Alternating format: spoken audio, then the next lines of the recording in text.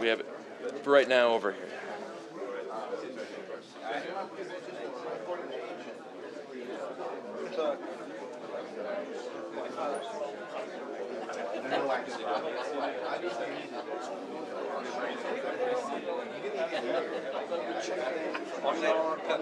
No, the last break, exactly. I have another question. Wi-Fi. I mean,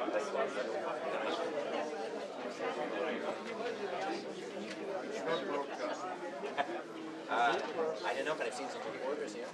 I think I saw Daniel. I don't think it's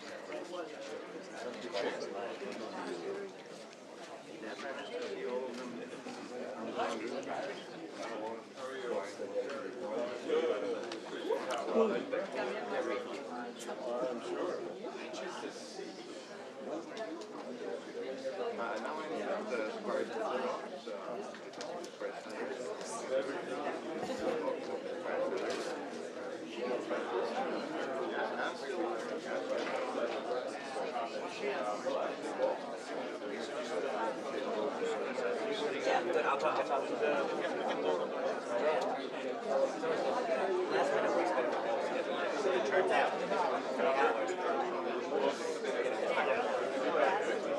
I think they were having a real difficult time getting a commitment from the mayor, even because he's supposed to be traveling.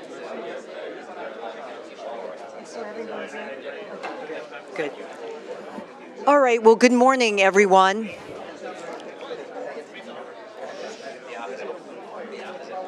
Good morning.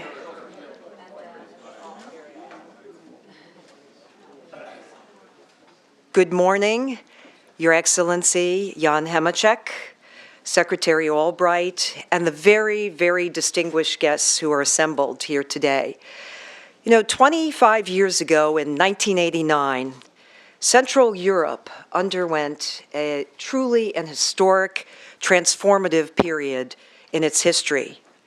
We know that it was a time when freedom and also a basic human desire for fundamental rights ultimately triumphed over the repressive stranglehold of communism. And there are many in this room assembled who have witnessed truly a remarkable release of the power of the human spirit, and also what I think constituted an abiding hope for change, which did in fact prevail over the forces of totalitarianism and oppression. I had the great privilege when I was Under Secretary of State and I left the department to engage with President Václav Havel.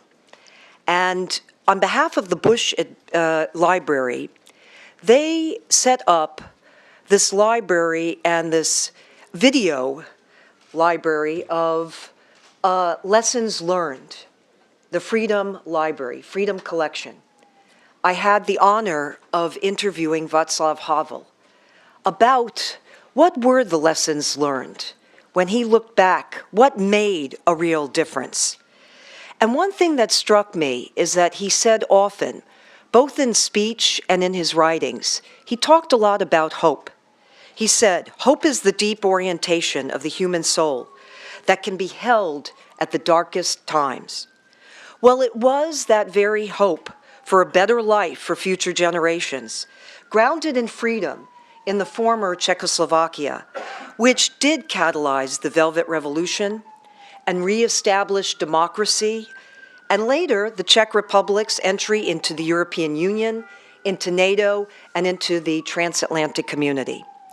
So on this occasion of this week-long celebration of freedom, the Atlantic Council brings us together in a very unique forum, a forum that is a sequel to the 2011 Prague Lion and Eagle Symposium, which basically today we will be considering and examining those very extraordinary events of the past, and also the very strength of the U.S.-Czech relationship. But not only that, it will be forward-looking, looking to address the current security threats that confront the region, and in particular, Central Europe. I want to also, on behalf of the Atlantic Council, especially thank Ambassador Petr Gondelovic, because he's been a true partner to the Atlantic Council, and really it's been a great collaborative effort in putting this forum and this sequel together. We know that there has been a backdrop, and the backdrop is the illegal annexation of Crimea by Russia and its continued aggression in eastern Ukraine, which does pose a direct security challenge to the neighboring countries, and it also significantly defies the moral underpinnings of our institutions, the very shared values and ideals which we hold so dearly, and also which have united us over the past decades. So this is a very crucial time. It's a crucial time when the very essence of what we stand for and our transatlantic institutions that have maintained peace and stability and have promoted prosperity are being tested. So the Atlantic Council has brought together a set of very high-level officials, 9 former U.S. ambassadors to Prague, as well as 4 former Czech ambassadors to the United States, and something that all of them have in common. All of them have been connected to November 1989, to the revolution, and also very much connected to the Czech Republic's transformation and its evolution. And we are going to be hearing from them today. But to launch our discussion, we are very honored and fortunate indeed to have the Czech Speaker of the Parliament, Jan Hamáček, who's the number 2 constitutional official. The Speaker has been very actively involved in Czech politics for nearly 15 years. In fact, when I looked at his resume, I said to myself, he's got to be the envy of many members of our own Congress, because when I share with you his election and re-election, it's rather impressive. He's a member of the Czech Social Democrat Party, and he has had a very distinguished career. He was an advisor to the Prime Minister and International Secretary of the Czech Social Democrat Party, and he was first elected member of the Chamber of Deputies of the Parliament of the Czech Republic in 2006, where he served as the chairman of the Foreign Affairs Committee and a member of the European Affairs Committee. He was re-elected again in 2010. He then served as vice chair of the Foreign Affairs Committee and deputy speaker of the Chamber of Deputies. And significantly, in 2013, he was re-elected for the 3rd time And that time, you were elected chairman of the Chamber of Deputies by a nearly unanimous vote. So many of you could see why my mentioning and thinking about our own Congress and congressional tensions, it's impressive indeed. So we are really gratified that he is here today to launch this very groundbreaking and unique discussion and really share with us your thoughts about this crucial time as we look back on the past, but we look forward. So please join me in welcoming His Excellency, the Chairman of the Deputies of Parliament, the Czech Parliament, and the highest elected official at your age. Thank you, and please welcome him.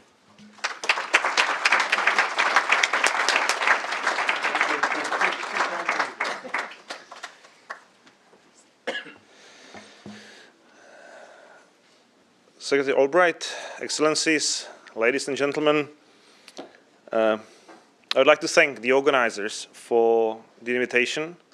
It's an honor for me to speak at your conference. I'm very happy that the former US and Czech ambassadors meet to address serious issues. And but not only your voice, has its weight.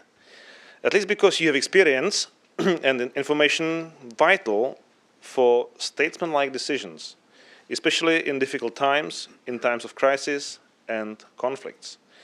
This conference is being held at a time when both the transatlantic bond and the security of Central and Eastern Europe undergo important tests. I want to emphasize that these tests certainly do not result from altered positions of our political representations.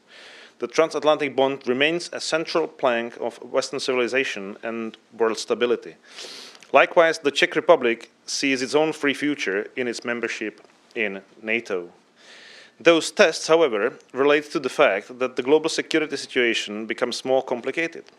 Europe must cope with emancipating Russia, and the US attention is focused on the growing outbreak of tension, especially in the Middle East. It confirms the words of President Ronald Reagan, who said that freedom is never more than one generation away from extinction. We didn't pass it to our children in the bloodstream. It must be fought for, protected, and handed on for them to do the same.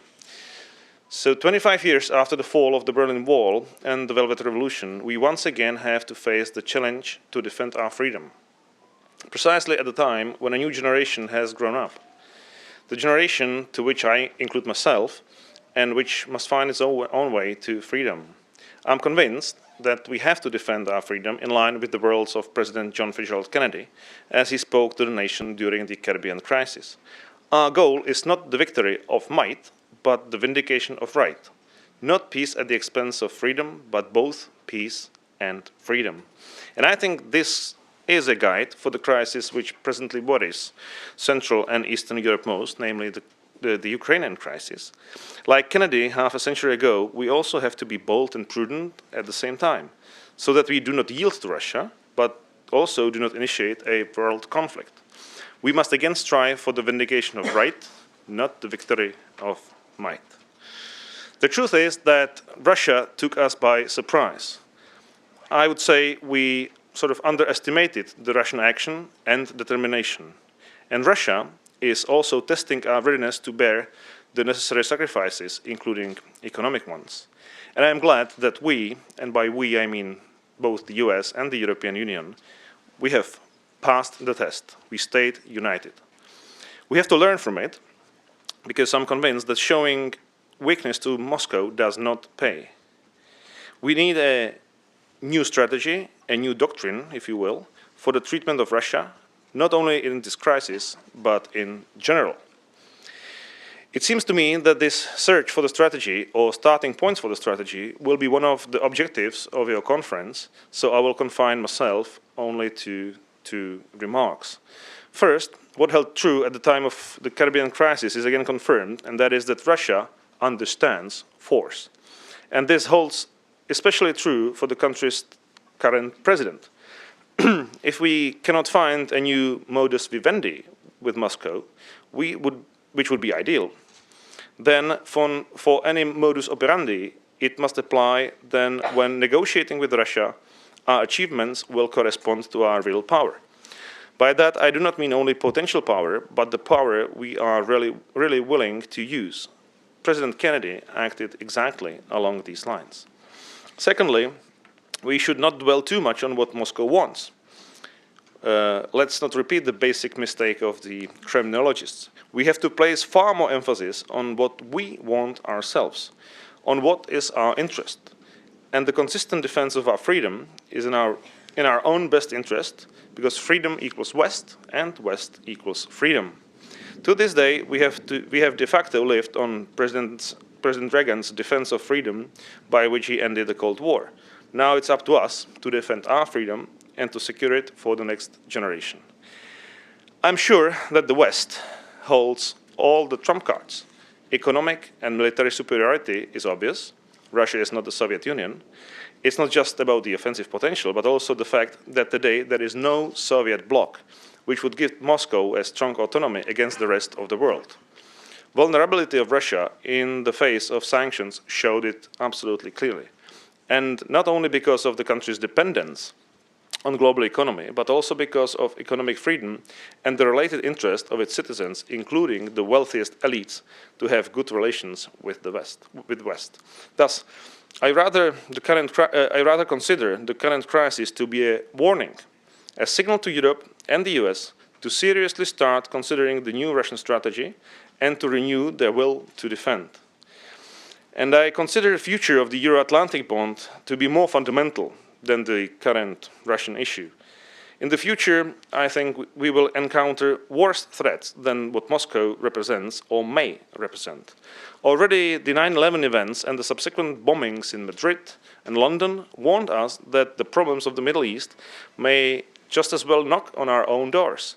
However, although the death toll was terrible and unprecedented, in principle, these were isolated events, the type of events the security apparatus managed to adapt to and reasonably protect us from them. However, the radicalization of Muslim communities among the citizens of Western countries constitutes a dangerous innovation. That is in connection with the wave of violence that swept over and still rolls across Arab countries. In essence, the West is already participating in a religious war when its Muslim legionaries serve. They can come home from this war and ignite fire in the EU and possibly in the US and Canada as well. In this aspect, I think Europe is somewhat more exposed. The proximity of the risk territories and the huge inflow of refugees, along with radicalizing religious minorities, makes Europe very vulnerable. The war against radical Islam takes place right in Europe, and with the free movement of persons, it can erupt everywhere. I'm afraid that this threat will grow with time, and it will not be easy to face it. Conflicts such as this one with the Islamic State will hardly be resolved soon, and as long as they last, they will be a source of infection, a source of radicalization. I think that Europe will face a difficult solution to this problem, which is, I know, somewhat beyond the scope of this conference, but I guess there is a way for the Czech Republic to reduce the risk in the context of the transatlantic bond. And there is lasting maximum support to the US and other NATO countries' action against militants. We were among the first countries that helped to arm the Kurds in their war against the Islamic State, and I think that we should continue and further intensify our activity on this front. Defense of freedom and human rights is a distinguished feature of the Czech Republic on the international scene, and it must stay that way. Otherwise, our country will not only disappoint its allies, but it will sink into insignificance. In conclusion, allow me to somewhat paraphrase the title of both panels of the conference. It seems to me that the most correct response to the strategic threat that Central and Eastern Europe faces is to strengthen the transatlantic bond and security cooperation with the United States. I am convinced that the combined economic and military power of the US and Europe will suffice to avert any threat. The only other ingredient we need is to restore the common will to defend, which somewhat faded away during the years following the Cold War. We have to find it again. As President Thomas Jefferson said, the tree of liberty must be refreshed from time to time with the blood of patriots and tyrants. Thank you for your attention.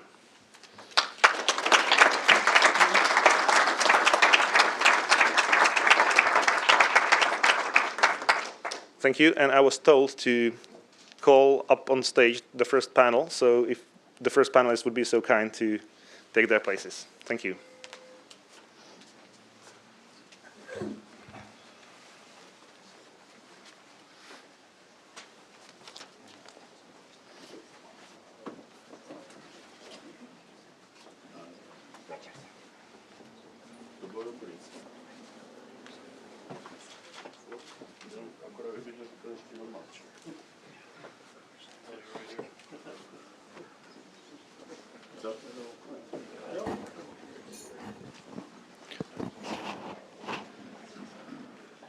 Well, good morning, everyone.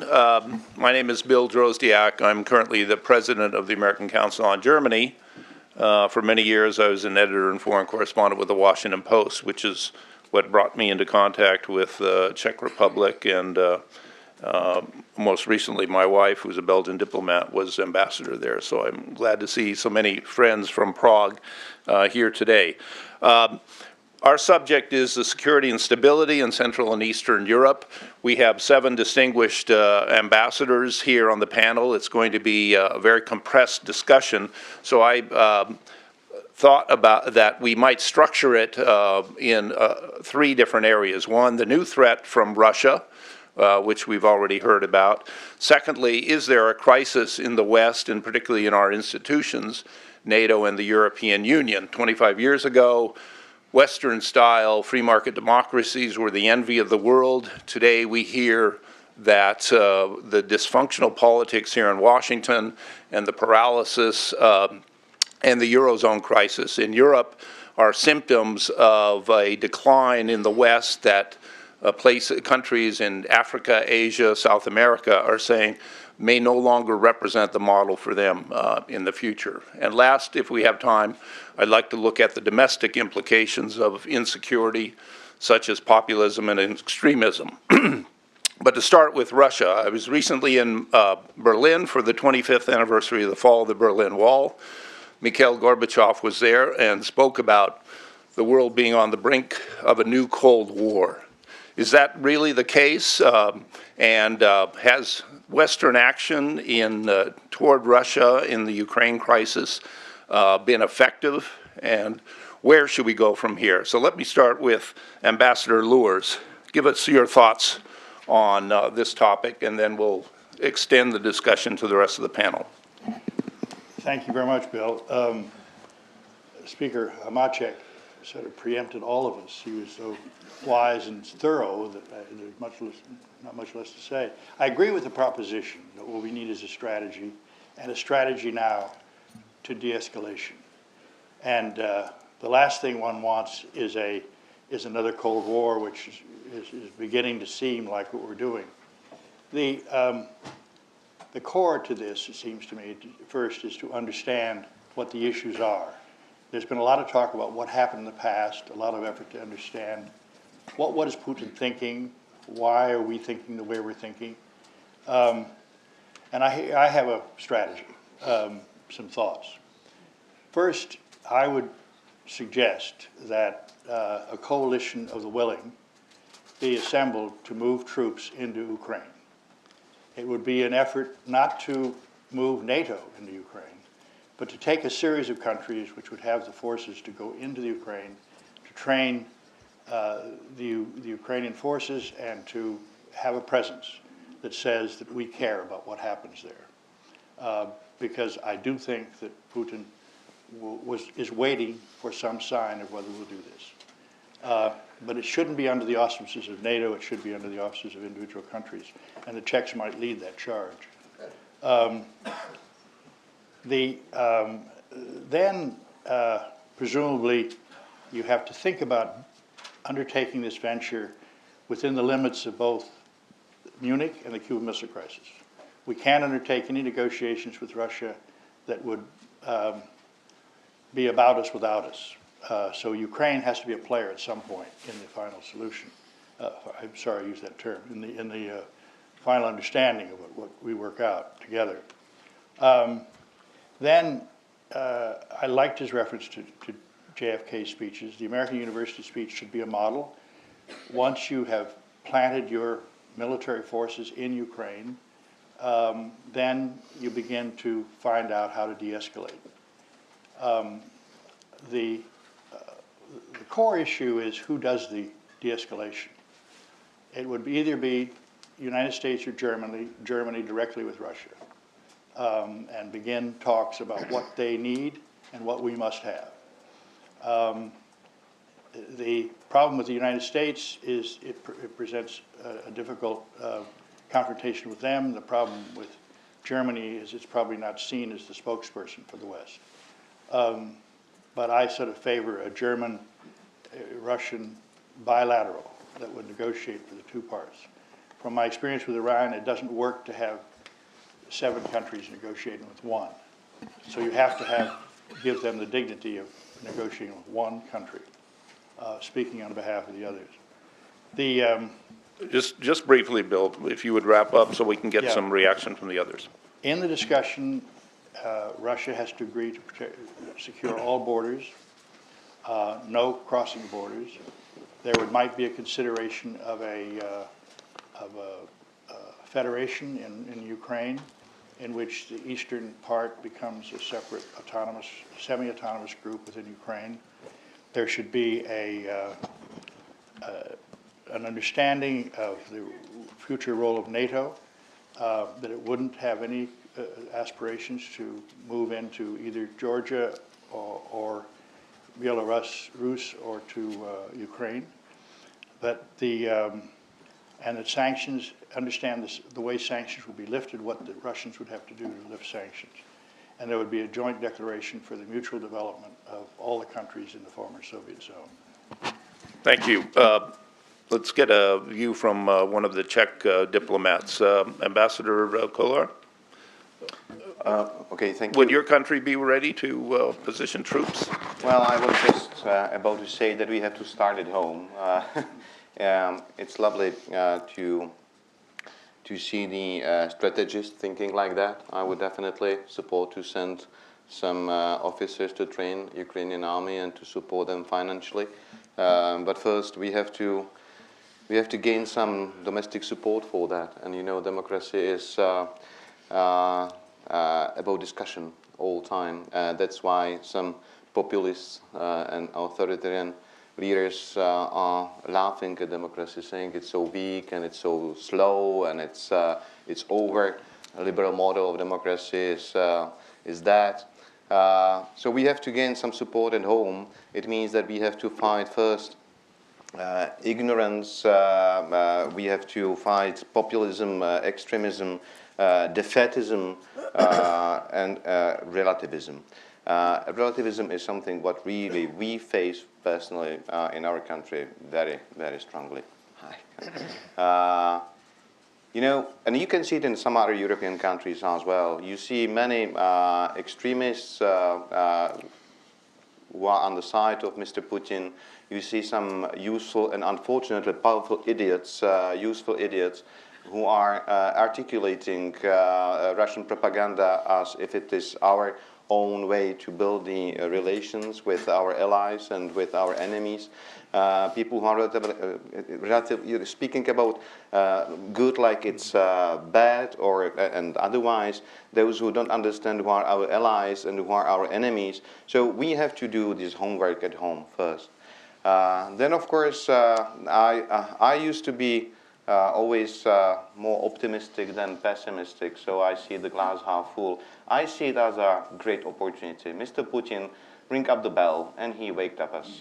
So the lethargy and ignorance which we lived quite a long time and is hopefully over, at least for those people who are really responsible and who understand what's our destiny. If we want to survive, I mean our civilization, our values, our principles, we have to stick together and work for that. You know, when I read the comments about the elections, midterm elections here in the United States recently, that president is now a lame duck and he is weak, and because the Republicans got a majority in both chambers, I said, well, it's fine. It's fine because now he has a chance to concentrate for foreign policy more. And this is what happened to many other presidents of the United States before. You know, Reagan had to do that, and he succeeded. Bill Clinton, he enlarged NATO in that time. So why we shouldn't give him chance to do this reset? He started with Russia, now with Europeans and with other allies, with the democracies around the world, to build a real coalition of liberal democracies who are willing to stick together and to fight for our values, for our principles. And that is a chance to build the legacy of President Obama in the last 2 years of his administration. So I'm very optimistic in that because he wants to be, I'm sure, a great president. So let's support him. Another thing we need to take very seriously. You know, in democracy, you probably noticed that all politicians are usually speaking in sustainable growth, about sustainable growth. It's a kind of the mantra. So if we want to really grow, if we want to offer to our citizens, our electorate, our voters, chance to believe in democracy and to support it, let's do our best to be more powerful economically. And we have this TTIP, Transatlantic Trade and Investment Partnership, in the pipeline. Support it. Please do our best to create this great environment, this great market of people who have a relatively very high purchasing power parity if you compare with China or Russia. Well, we will build incredibly powerful economical space. And then we can succeed also strategically, politically, and well, even militarily. And I would stop here because I would continue, and then what I would say in the last words. Thank Great. you very much. Well, thank you very much.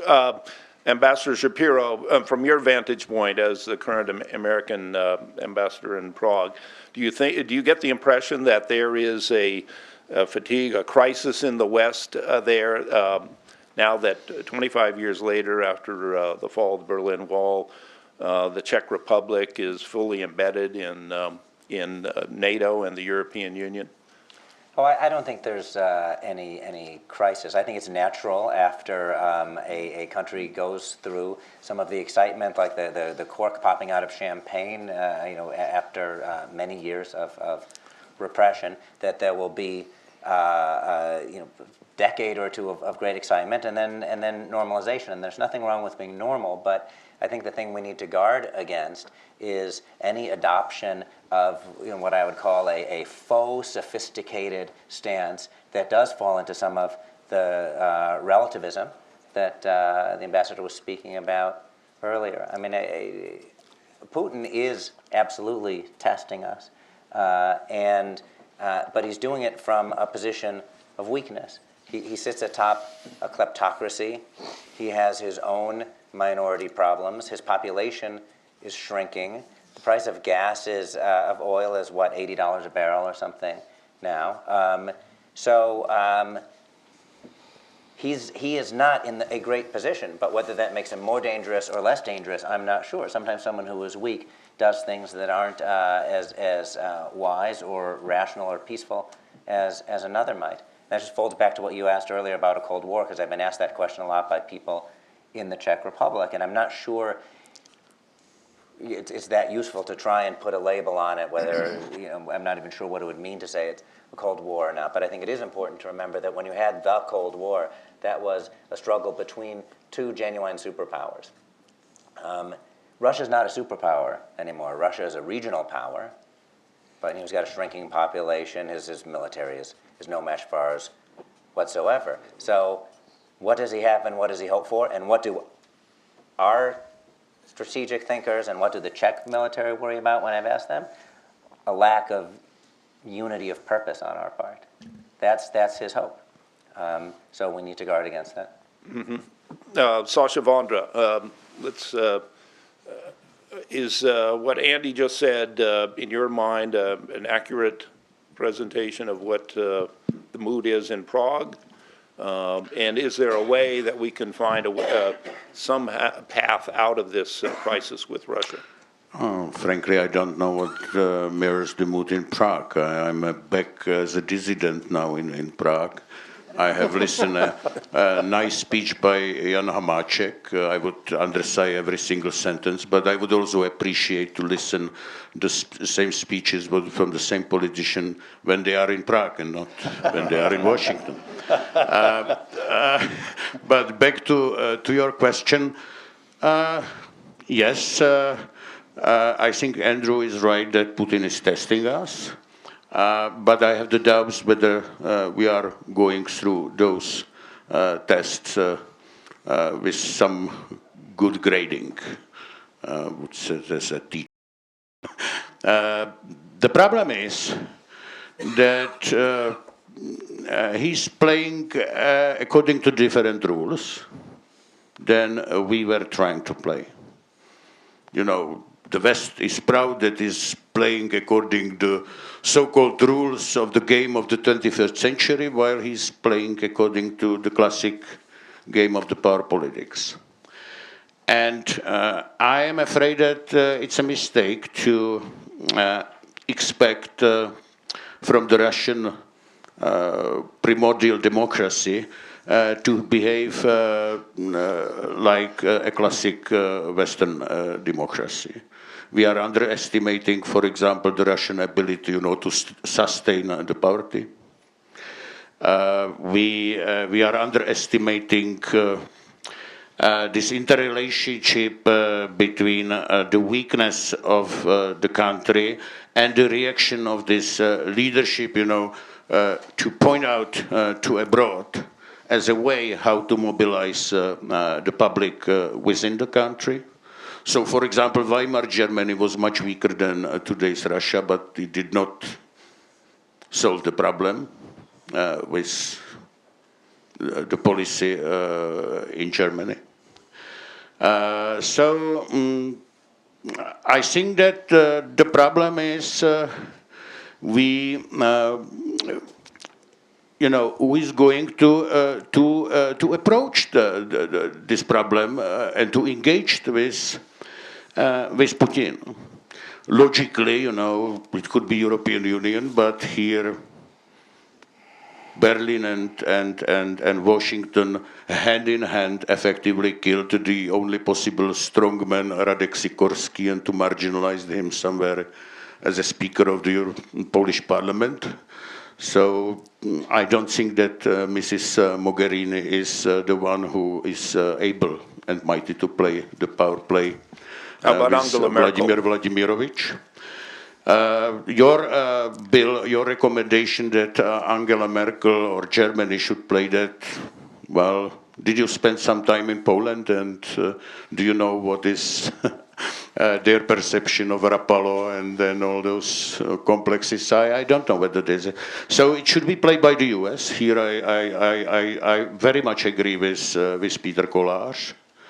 But one would expect that the US must approach this from the position of a strength and a power, and that's the only way which I believe Vladimir Vladimirovich understands, and that's what we did not see in the last couple of years, unfortunately, and therefore he continued to test us. The last time with telling that Molotov-Ribbentrop agreement was a logical move by Russia or Soviet Union in that particular situation. All right, thank you. Rick Graber, are sanctions working? Do we need a new strategy? And would it extend as far as the point that Bill Luers mentioned to stationing troops, Western troops in Ukraine? First of all, what a great pleasure and great honor to serve on this panel with friends and colleagues. It really is a special treat. Are sanctions working? Are they impacting the Russian economy? I think the answer is absolutely yes. I think they are having an impact. You're seeing it in the outflow of capital. You're seeing it in the way that Western companies are reacting to further investment in Russia. So yeah, absolutely, they're working in that case. I think the next question, though, is, and I don't pretend to be in the mind of Vladimir Putin, but does he care? Right. I mean, it seems to me that as long as he's popular at home, and it's an interesting debate, Ambassador, as to Putin's weakness. Does he perceive himself to be weak? I'm not so sure. But it seems to me that as long as he's popular at home, as long as he perceives the West is uncertain and unclear as to what to do, that he will continue on this path. So I think it's very important for the West to unify.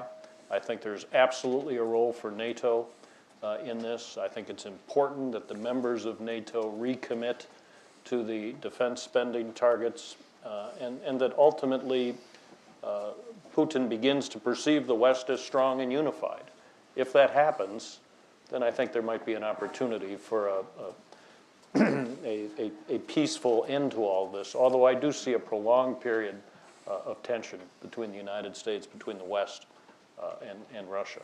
Mm-hmm. So, yes, I think the sanctions are working, but I think there's more to that question. Yeah.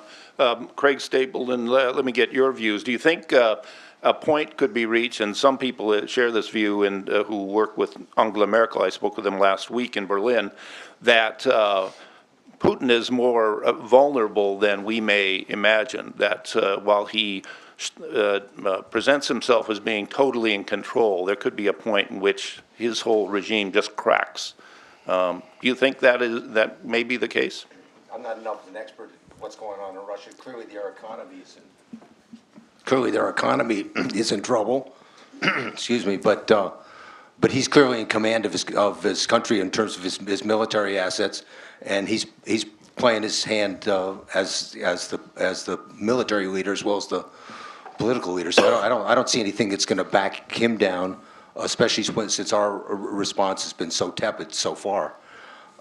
In terms of going back to Bill's points, I would support sending troops to the border of Ukraine or training across Ukraine through NATO. I think that's the message we have to go. I don't think a pre-NATO message is the right one, and I don't think Germany is the best negotiator for the European Union or for the West, even though it's got its own experience with a divided country. Germany doesn't lead in foreign policy issues generally. It hangs back there and watches how other things develop. We need an advocate that says this thing has to stop, where it is. The French have often played that role. I don't think our diplomacy is as close with France as it should be right now. But we have European allies, and the ones I've talked to are waiting for us for the United States to say what our response is going to be. So we should be taking more of a lead, a more assertive role in this position. Ambassador Cavendish, how do you see it? Bill, am I batting cleanup? Well, it looks that way. You're number 7 in the batting order. 7's a lucky number. I'll just make it brief. I think Mr. Putin is like a prize fighter, a boxer, looking for the weakness of his opponents. He's seeing a lot of signs of weakness up to this point. I wish that Ukraine had been a member of NATO. I don't think he would have gone as far as he's gone. I don't think he would have invaded. I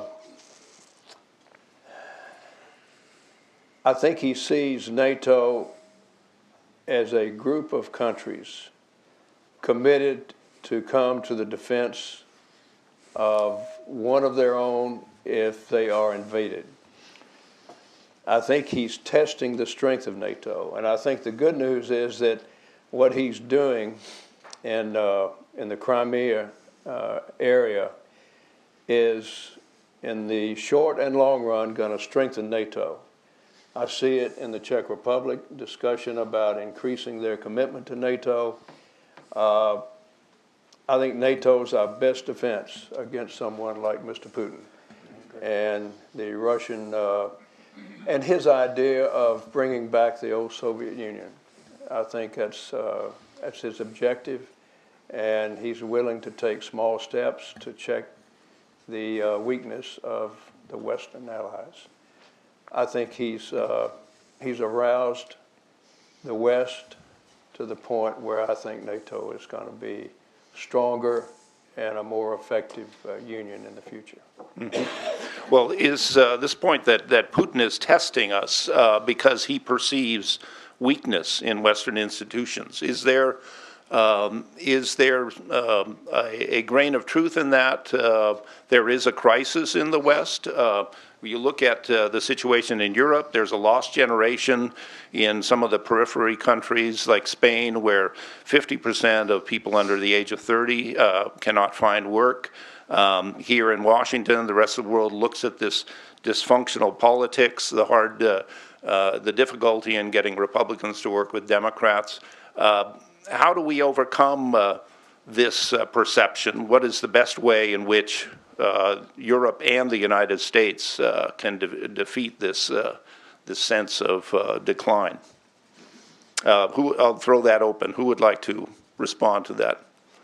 I want to challenge the premise Go ahead. respectfully. I think you could pick almost any time in history and say, well, some of our institutions don't seem as strong as they were, or the government isn't working as well as it ought to. I think you'd be hard-pressed to find a time, other than maybe in a time of war when the country is rallying, or the world is rallying together as an alliance against an enemy. But there's a grain of truth there in that certainly in the Czech Republic, which is the country I'm most familiar with now. There's a generation that probably doesn't understand as well as it should the extent to which the liberties that they enjoy now are fragile. That's to be expected, but I see part of my job is to try and drive home that message. I was giving a speech at the University of Western Bohemia in Pilsen last week, and it was to some students, and I asked the students in the room, if you were born after 1989, raise your hand. And almost the entire room raised his hand. So they don't remember 1989, let alone 1968 or 1938. And so, it's incumbent upon all of us to try and make sure that they learn these things, not just from reading some textbooks, but by, engagement, example.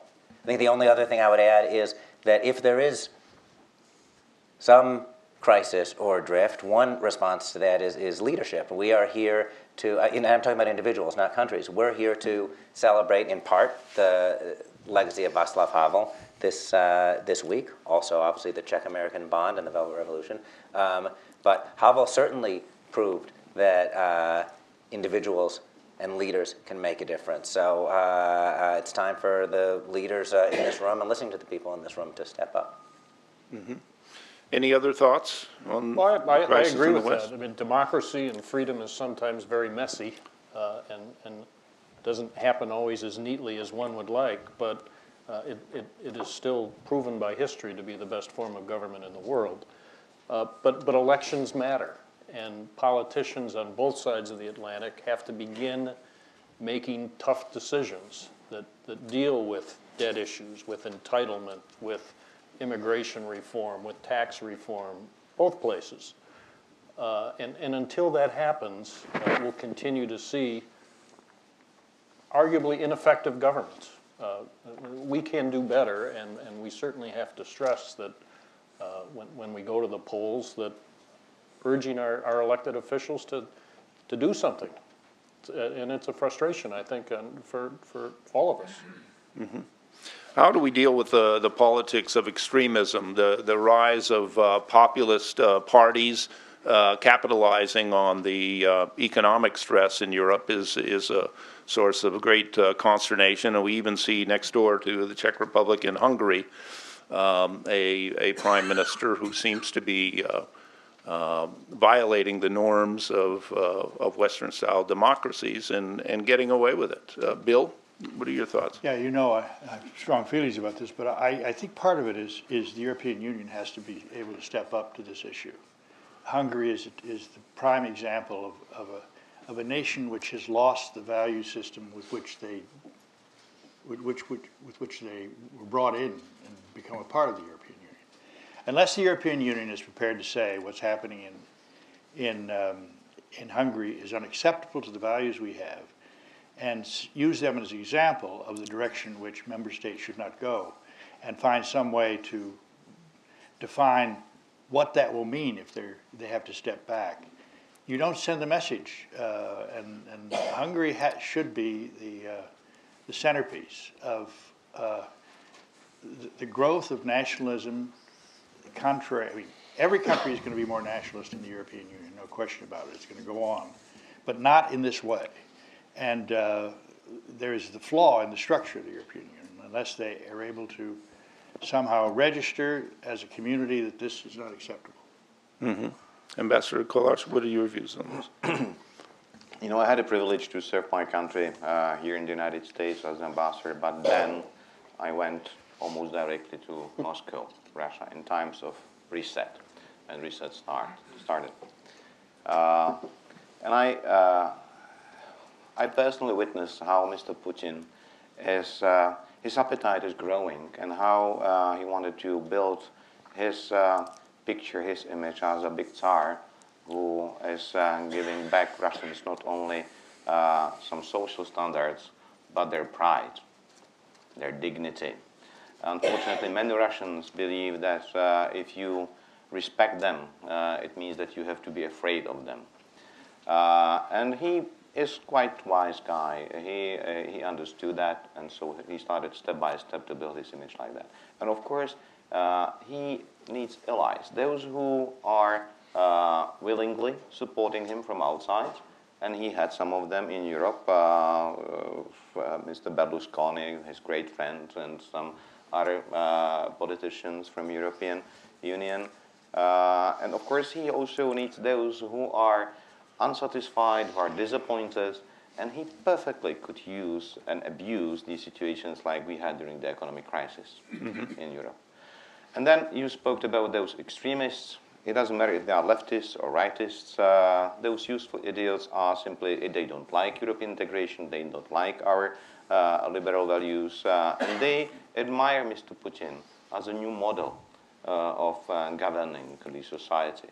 Unfortunately, Mr. Orbán is very much inspired by him. So if we want to win, first we have to stabilize our situation at home. I'm sure that we can't learn how to stabilize our society by going to China and ask them how they do that. We need to do it in our way, which is really based on our values and our principles.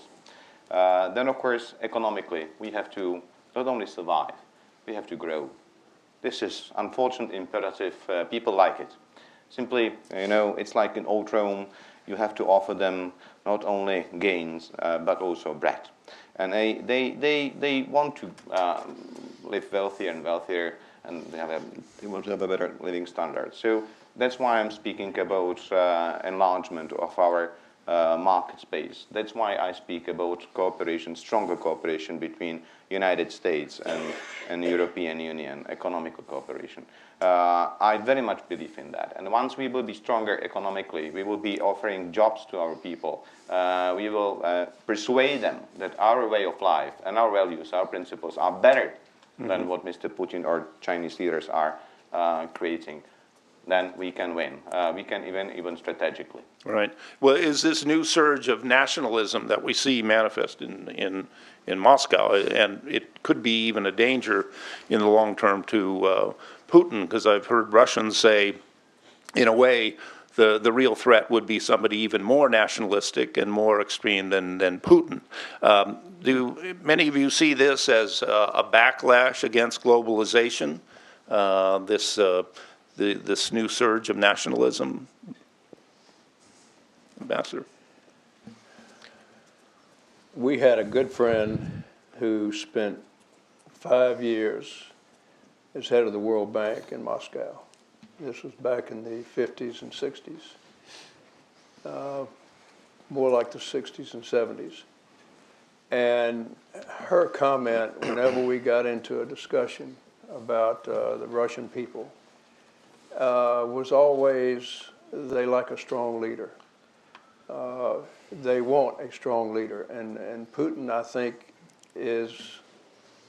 identifies with the Russian people as that strong leader. How long it will last with their country in a mess economically, health-wise, you name it, at some point the people will, I think, wake up to the fact that Mr. Putin is driving them into the ditch, as someone here mentioned. Getting back to NATO and the European Union, just to comment on that. NATO was formed with a singleness of purpose, security. Security for each country that was part of NATO. If you got attacked from an outside country or source, the rest of NATO would come to your defense. That's pretty easy to understand. The European Union is not so easy to form let's say, a common purpose. I don't know whether they still do this or not, but when I was in the Czech Republic, the European Union was rotating presidencies every 6 months. Don't know whether they still do that or not, but that doesn't make sense to me. You barely have a chance to get into office when you give it up to somebody else. Unfortunately, I think a strong leader of the European Union needs to be there to bring these countries together under an umbrella that makes not only economic sense, but security sense. Mm-hmm. I hope that happens, but I don't see that right now. All right. Bill, did you have a follow-up, and then Sasha? I just have one very important footnote to the idea, the image of the bottle coming out of the champagne and the bubbling. In Michael's great book on Havel, which I hope you'll get tonight, he quotes my speech on the evening that we gave the dinner for Havel before his inauguration. And I said that the revolution that took place was something that had followed a lot of foreplay in the development of the spirit, and it ended in what was an orgasm. And it has both the advantages of the spirit and sort of the I'm sure you enjoyed the metaphor. quality.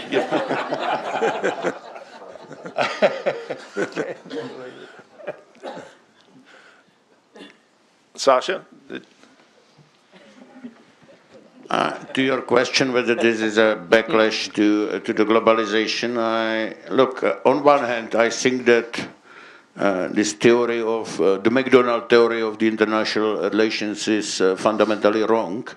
But I don't think that this is just the reaction to the globalization, what we are watching in Europe and elsewhere in the West. Not speaking about Russia, it's a bit different case, and we told about this. But it's a reaction to many things. You know, the Eurozone and this chain which you know the individual members has put on themselves, so they are not allowed to devaluate in the south.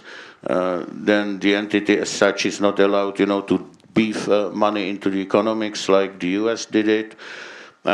It's a reaction to the immigration, and again here the European immigration it's a totally different problem from the US. Look, what you have the debate in the US right now about, you know, legalizing the status of the immigrants, but still here in the US, if somebody is coming, you know, is coming to search the American dream, and this American dream is I can make it, while you know, those who are coming into Europe, they are trying to realize their European dream, and the European dream is, I will get it. Not I can make it, but I will get it. And don't be surprised, then there is a reaction of the societies which are fragmented. So, for example, you know, if you are now conservative in Europe, you are almost excommunicated from a debate.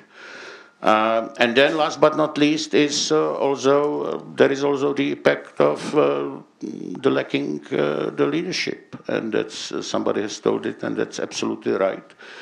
I was happy, you know, when I jumped into this arena 25 years ago. So we had Václav Havel, you know, I saw Bush, Clinton people here in the United States. I saw Thatcher, Mitterrand, Kohl in Western Europe. Now, who? There's almost nobody. You know, that's with some reservation, Angela Merkel plays that, maybe Boris Johnson in London, and that's all. So that's where we are. Right. Well, you've all been professing, advocating the need for unity of purpose and standing up to Putin. What about energy? Why haven't we focused on trying to reduce dependence in Europe on oil and gas coming from Russia? And that would mean changing policies in the United States to export our oil and gas to Europe so that they could lessen their vulnerability on Russia. What do you think about all this idea? Who would like to start? Rick, did you have some thoughts on this? Energy security, I think, is a big piece of the puzzle, and we absolutely should work to lessen the dependence of Europe and others on Russian oil and gas. Clearly, that is one of the levers. But why aren't we doing it? That's my question. Why aren't we doing it? Yeah. No, we are. Certainly, we are doing it, I agree. well, Yeah. we're doing it to some extent, but there are players that have a vested interest in keeping status quo. Andy, go ahead. Germans, for instance, No, I agree. Which makes it tough. It is true, but it is also, you're operating in a system where there's a market, and so you can't just say, well, we want to establish energy independence and energy security unless you take into account those market forces. So, for example, people sometimes will point to LNG and they'll say, why isn't the U.S. saying, if you just issued more licenses for LNG now and you've sent more gas towards Europe, that would solve all the problems. And unfortunately, it's not that simple because it takes a long time to build the terminals, and then once the LNG gets to Europe, market forces are going to decide where it goes. It's going to go where the price is right and where the demand is for LNG in that price.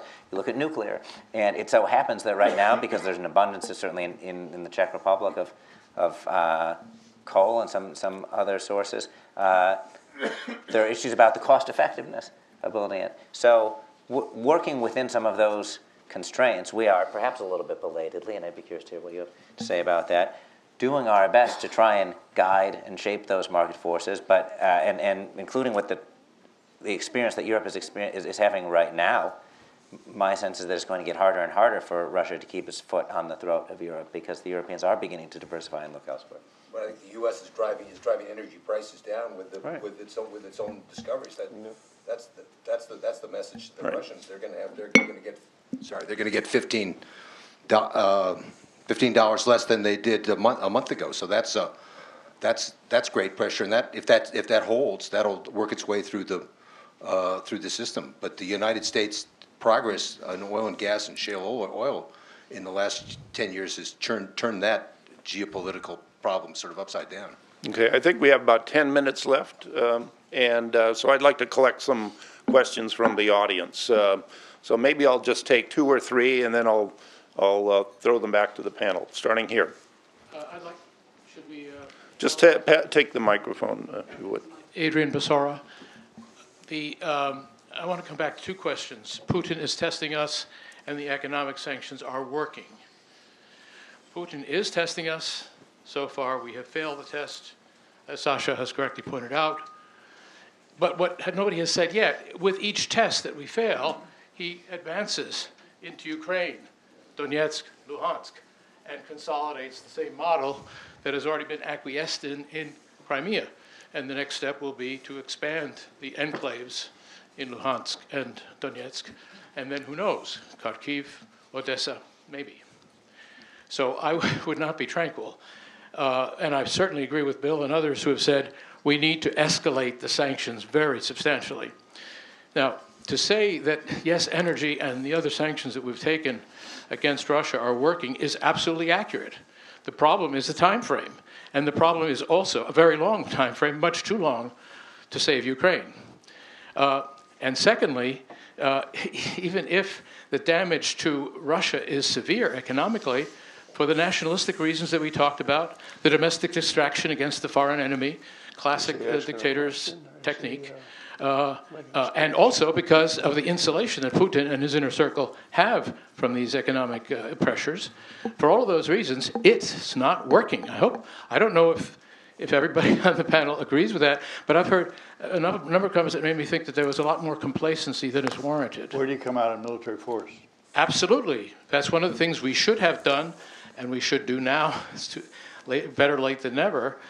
Absolutely, we should not only move more troops to the borders of NATO, but also have a coalition of the willing that goes into Ukraine and makes that military a viable fighting force. Right now, Putin looks and sees that he has a totally defeatable enemy, and he pays no price for shelling them, and then a big move, and then he'll be quiet and believe he's going to make nice for a while, and the Europeans and even the Americans will be tranquil, and he will expand his enclaves. In response to that, I want to make a pitch for patience and firmness.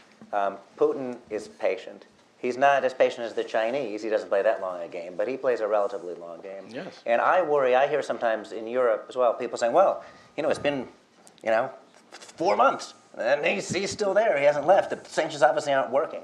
And whether it's somebody saying that because he or she wants to increase the pain on Putin, or those who say, unfortunately, and we should just forget about it because we're just imposing pain on ourselves. I think that's what he wants to hear. I mean, there's been $100 billion in capital flight. The IMF revised its figures of Russian growth down to 0.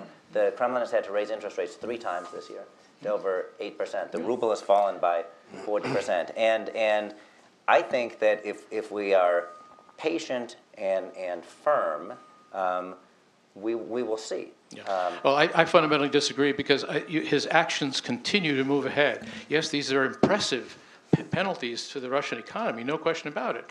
But he keeps on moving. The facts on the ground demonstrate to me clearly that it's not enough. Of course, it will take a long time, even with much more intervention. What I'm saying is, given that this is part of the discussion of the panel so far, it's not enough, and it is urgent that we do more soon. That's my view.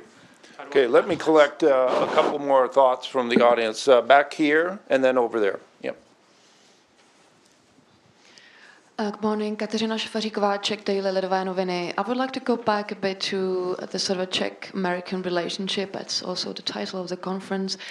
Well, that will be dealt with in the second panel, so I don't want to preempt an hour's discussion. Okay, but we're running on deadline, so I will just try to ask my question and get some answers before then. I can sympathize with that. There were many articles in the US press lately sort of suggesting that the Czech Republic is slipping away from the legacy or the path she led in the last 25 years when it comes to its foreign policy. Lastly, there was an article by Karl Gershman on Monday saying that the Czech Republic is giving up on its moral responsibility in international affairs. And I would like to ask you, gentlemen, the former US ambassadors to Prague, how do you feel about it, whether you share the sort of concern that the Czech Republic is indeed, the current administration indeed taking the country away from the right path and sort of walking hand in hand with Hungary to the unsecure oblivion. I would like to hear your comments. Thank you. Okay, and last question here, and then I'll come back to the panel. Okay, my name is Stephen Wallace. I'd like to ask you about the problem. Several of you talked about the long-term advantage of the West and that in the long term will win, but I think we're already seeing signs of what's being called Ukraine fatigue in the West. And so I want to ask you basically the fundamental question, do publics in the West really care enough about Ukraine to sustain an effort over the long term, or do they not care enough, and in the long term, will they basically tire of the effort and give up? Thank you. All good questions. Let me throw it back to the panel. Ambassador Kolář? Okay, I'll start with this one. It's very good question. And I'm so sorry to say that as I'm mingling quite a lot now in Europe, in Brussels, in European institutions, the conviction that we need to win the Ukraine is relatively weak because, well, they always ask how much it will cost, how much money we need to pump there, and who is going to control it. It's like a black hole, and we are going to lose this money again. And I'm saying, well, and what's the alternative? Can we lose it? We have to win the Ukraine. When the United States came with the Marshall Plan to Europe, it was the investment. It was, of course, costly, and it was very hard to predict how it will end up. But you made it. And then you won the Cold War afterwards. So we have to win the Ukraine. It will be costly. It will be frustrating. And it will be a long-term process. But we have to do it. So those who are in Europe speaking today about the costs and they don't see behind the horizon, they are not a strategist. And I have to say what you guys said here about the leadership in Europe. Yes, we need it desperately. We need it in Euro-Atlantic space to have leaders who are trusted by their people. But we all have to help those leaders to exist and to survive and to win. Now we have a new president of European Council. He's from Poland. He's Kasiu, but he's from Poland. President of European Council is Tusk from Poland. The highest military representative of NATO is going to be Czech General, Petr Pavel. So there are some lights in the end of the tunnel. We have to concentrate for those positives, and we have to support them. And as we need to support Ukraine, we need to support those visionaries and leaders in Europe who understand it. Okay, final thoughts. Bill? Yep. I guess I agree here, but what is win? What would be win? And I think that Ukraine and we don't win until Russia gets to the point where we can do it together. And I don't think it's beyond imagination that in 3, 5, or something years, if we have a good strategy, which involves both use of force and use of force the way I described it, and agreements to assure their borders, get Ukraine agreeable, if they are agreeable to a federation, which will protect the Russian group, but also be still within the Ukraine. And if we agree to joint development of Ukraine and providing together assistance that they need to develop as an independent country, not a member of NATO, not a member of any future Warsaw Alliance, but something that really would allow them to win, and we all work together on it. And I don't think that's excluded. That's my whole. Rick? Just some thoughts on U.S.-Czech relations. I haven't lost faith at all in the Czechs' belief in freedom and democracy and celebrating the legacy of Havel. But I do think there is a need for a recommitment of leadership to these principles. I do worry some about the fact that the automatic built-in goodwill for transatlantic relations with the United States isn't necessarily there. You've got a first generation that has grown up without knowing how life was previously, and I think it's incumbent upon all of us who care deeply about this, about the U.S. Embassy, about the Czech Embassy, to do everything we can to make sure that those ideals of freedom and celebration of democracy continue. Andy? And just to sum that up, I would say for all of those reasons, the celebrations of this week and the commemoration of these individuals and principles could not be coming at a better time. Well, that's a great transition into the second panel that will be moderated by my friend and colleague, Kevin Close. Thank you all for a good discussion. Do you ever make it out to 5? You'll have to. It's hard to juggle this. Is there I think there's a coffee break now or something.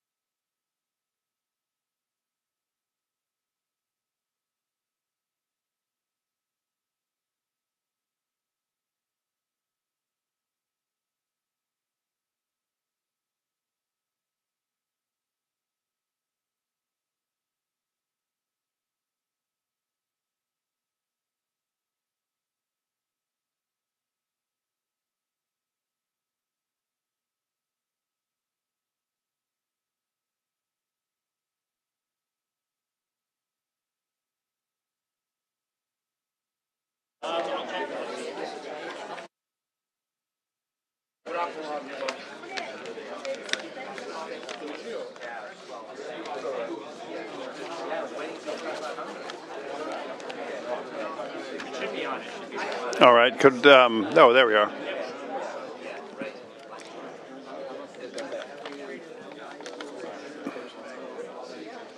So Ambassador Basora is obviously out pumping for votes for, can you come join us? Thank you. So, good afternoon, ladies and gentlemen. We're at 12:06, and we're going to run until about 1 p.m., not 1 a.m. I just want to say thank you all. I'm indebted to the organizers for asking me to participate in this way. My name is Kevin Close. I have an engagement that has been on and off due to other requirements with the Radio Free Europe. I came to Radio Free Europe in 1992 after 25 years at the Washington Post. I came to the radios because I thought that the power of being able to get my hands on editorial, quite high-quality journalism, which is what Radio Free Europe, Radio Liberty had been doing since the 1950s, was essential to the future of the spread of democracy and of self-government and of the rule of law. And in 1993, President Havel made a suggestion to President Clinton that the radios be moved from Munich, Germany, where they had been set up in the late 1940s, and that they should move to Prague. And with the help of a whole number of people who are in this room, starting with Secretary Albright, but also very, very extraordinary, sensible, smart, untraceable support from the Czech ambassador to the United States, Michael Jantovsky, who seated me at a dinner one night. I was new to this kind of work, of work through on in the sub-basements of the federal bureaucracy, how you get anything done. But he sat me down next to somebody who was in Clinton's brand new National Security Council, and I bent that guy's ear all night, and that started the ball rolling inside in ways that nobody could actually perceive, but were enormously important to moving the radios from Munich.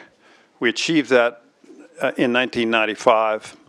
The radios went on the air from the former Parliament building in the center at the top of Wenceslas Square on March 10th, 1995, and they've been running ever since. There are now, just to give you a quick where we are, this is a private, nonprofit, 501c3 under U.S. tax law company. It is independent. It is chartered in the state of Delaware, and it responds to a board of directors who were chosen by the President of the United States and brought to confirmation through the senatorial process. And there was a board member who was here earlier today. He's in the back, Matthew Armstrong. The board has responsibility for oversighting all of U.S. international broadcasting. There are 5 entities in that, 5 different networks. Radio Free Europe, Radio Liberty is the one that has been most concerned with the intensity of what is happening in in what I would call the former Soviet space, and has been there. It's now in Prague. It broadcasts in 28 languages, and it's not just doing shortwave broadcasting, although it still exists. It does extraordinary journalism by media, by social media, by online, by wireless, and by as many channels as it can find. It has listenerships in Russia, Ukraine, and across the former Soviet space, also in the Balkans, extremely important in parts of the Middle East, and also in AFPAC, in Afghanistan and Pakistan. And the headquarters is in Prague. And there is, just to finish it out, it's part of the remarkable relationship between the Czech Republic and the United States of America. One of the tie lines that is the most important tie line in the way information is handled across the entire U.S. international broadcast system, all these 5 different networks. Most of it runs through an umbilicus that runs between Washington and Prague. It's an electronic highway that is phenomenal. It is secure, and it handles most of the content being reported by all these different services, by most of them, in the U.S. international media horizon. It is a $90 million company, and it's a part of the U.S. government's support for international broadcasting, which totals about $750 million a year typically. So the radios are very important, and I came to them with this in mind. I've been a journalist all my life. Ben Bradley's motto, one of them, about what we to do, or how we were supposed to do our work, is to be able to answer 2 words: if true. If true, you can report it if you know it's true. That is the fundamentals of how self-government has to work. I believe that journalism is the first partner to civil societies based on the rule of law, with open parliamentary elections and open parliamentary leaderships and governments. It has to have, people have to have correct, accurate information, which is verifiable, before they can make right decisions about what their leaderships are going to be. So that's my preamble. I've asked, this is an extraordinary group of distinguished ambassadors, both to the Czech Republic and to the United States. And I'm going to ask each of them as they respond to say who they are and when they served and where they served, whether it be in the Czech Republic or in the United States, just so we can catch everybody and identify them correctly. I'm going to open with the last ambassador I worked with in Prague. I was in Prague last year for 1 year because there were some management matters that had to be looked after. And I spent a year in Prague from January of 13 until the end of February, working through the management issues, and we got to the right place. And I came back to the States and resumed my leave of absence from the University of Maryland, where I'm a professor of journalism. So I'm going to start with Ambassador Norm Eisen of the United States. And my question to you is, sir, I was going to start with the last ambassador I worked with. Me, and I got scared. No. People are always confusing us. I used to have a beard. That's it. Well, these are Americans and Czechs. They're going to set their own agenda for what they're going to respond to. Finally, I wanted to ask Norm Eisen, from your perspective, what is there alive in this relationship that relates not just to is there more to it than the rise of Putinism? Is it just that, or is it something more that is fundamental and organic to who we are as people? Well, the Czech-U.S. relationship is thriving. When you want to do a assessment of that relationship, there's no one better to do it than the folks who are in this room. It is always, I participated in the first Lion and Eagle seminar, and now in this one, and it is always a pleasure for me to attend the family reunions of the Czech-U.S. ambassadorial family, particularly now that I am no longer the youngest, the newest in tenure I'm not sitting alone at the kids' table at the family reunion anymore. So it really is wonderful to be able to be back with all of you, and so many who taught me and helped me as I, seems so long ago now, 4 years ago, took on those responsibilities. So I think the bilateral relationship is thriving. I take the long-term strategic view of the relationship. I really I take a 100-year view, which by the standards of my friend Kari Schwarzenberg is really medium term. You know, he looks in terms of centuries. I'll do 1 century. The idealism that characterized the birth of modern Czechoslovakia, the partnership between Wilson and Masaryk, an idealism that was carried forward, idealism 2.0 or 3.0, in the partnerships that President Havel had with many in this room, and I was honored to be the last U.S. ambassador to be able to say I was taught and worked with him. That's thriving. The two countries are thriving. The bilateral relationship in the multilateral context as a whole is thriving. If you look at objective indicators of that, if you look at the trade growth in the past 4 years, for example, almost 100% trade growth between the two countries. Don't only look, as important as it is, at the classical modalities of diplomacy. Look in this 21st century world at all of the different facets. So I think the relationship is thriving. We can, because of that idealism. 2, brand differentiation. What makes the Czech-U.S. relationship special? I think for all of our flaws as a country, the United States is the greatest force for good that the world has ever known. For all of the times we've skinned our knee, we are idealists. Because we are a new country, we don't believe there's anything we can't do. And the brand, that the special sauce that the Czech Republic has in the United States is its idealism, including in this week of celebrating Havel, Havel's view of the world. I think it is, and I celebrate, by the way, my friend, the foreign minister, Minister Zaoralek, who has been so outspoken against the Russian incursion in Ukraine. Unfortunately, there are some who work for him who have not embraced the Havel brand of idealism the same way. I think it is crazy to criticize Havel, even if you believe it privately. I think it's wrong. I think he's a great leader of the 20th century. But why would you destroy the brand that way? That's just dumb. So there are some within that ministry who have not been smart. My mother always used to say to me, "You can be wrong, but don't be dumb." And I think the same thing applies here. Just say a word about TTIP, the future. That is one of the most, I did not hear the word TTIP uttered in our first session. That is, you've got to take a strategic approach to the problems in the region. And TTIP will anchor the transatlantic relationship with the U.S. and the Czechs at its core, will anchor us for the new century. If we don't set the standards, others will. So TTIP is a very important. So, excuse me, what is TTIP for our audience? Oh, the Transatlantic Trade and Investment Partnership, the free trade agreement between the EU and the U.S.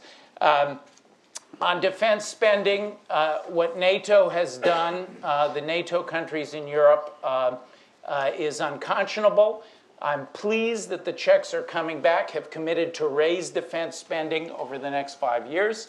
I think that they need to do even more, and all of Europe needs to do even more. We need to take these threats very seriously. And then finally, I'll say a word about governance. In a sense, all of this is about governance, about the governance of the transatlantic relationship. I think that the Czechs can contribute a lot to the two-way street of learning about governance and breaking out of this gridlock that we're confronting in Washington. And to some extent, some of the gridlock, and you've seen it in the European response to Putin's aggression, some of the gridlock and slowness in Europe. I'm so proud of the NGOs in Reconstrucție Statu who came up with an anti-corruption pledge had the people running for office sign the anti-corruption pledge, a supermajority of the Czech parliament elected had committed to take those measures, and that legislation is now starting to move through the parliament. That is a good lesson back for the United States as well, for how the people, NGO sector, can assert themselves in a democratic system. Thank you. Thank you very much. That's wonderful to hear. And we're delighted to have you back in the United States as well to help us move forward in these areas. I'm going to ask Ambassador Janone Walker, who was there when we got to Prague, and it's a delight to see her again in this circumstance. Please, Ambassador Walker. I agree about the strength of the relationship, and I think it's a good thing that it's becoming more and more like relations with longer established Western democracies, which was always our common aim. I'd like to put on the table a few factors that I hope are going to unite us, could divide us, but things we ought to be aware of. One is, of course, the domestic situation in both countries. An op-ed piece in the Washington Post yesterday talked about provincialism in the Czech Republic. Sure, there's a strain of that. There always has been. And there's a problem of the rise of extremist parties. Exactly the same thing is true in this country. There's always been, from the know-nothings to the Tea Parties, the go-away world and don't bother us, and we don't want a strong enough government to be able to act constructively in the world at all. This is not the majority strain in either country. I don't see any danger of its taking over the leadership of either major party, but it's a factor, and a more basic factor is the economic health and the sense of economic fairness in both countries. The economic wherewithal to have a constructive foreign policy, but also a sense in the general public that the game isn't rigged, that opportunity and prospective rewards are not just reserved for the well-connected. If that belief isn't there, it feeds into the extremist and the go-away world, don't bother me attitudes. But there's not a lot we can do about each other's countries on that. In terms of working together in the world, three things I would mention. One is the Czech role in the European Union. The EU is going to go on trying to have a common foreign and security policy, often failing, but the effort itself is going to be a continuing important part of the scene. The Czech positions in the EU and Czech influence in the EU will be important to America's regard for the Czech Republic. Not admiration, not love, but taking it seriously. Obviously, we would like it always to agree with us and support whatever is the position of the administration of the day. We don't want, it wouldn't be in America's interest for it to have a minor version of the British problem where its influence is not as great as it ought to be because its commitment to the European project is suspect. A third issue, though, which our common attitudes on what happens when we disagree on major issues. The Putin problem is, of course, the most critical, but it's by no means the only one. And let me cite a couple of very hypothetical examples. One, or maybe three. One is Palestine, of course. If the Israelis continue building settlements in parts of the West Bank that everyone assumes that in any agreement would be part of Palestine, and most of Europe moves to positions the United States isn't happy with. What do the Czechs do, and how does the United States react to that? The second, and probably more important, of course, are the nuclear negotiations with Iran.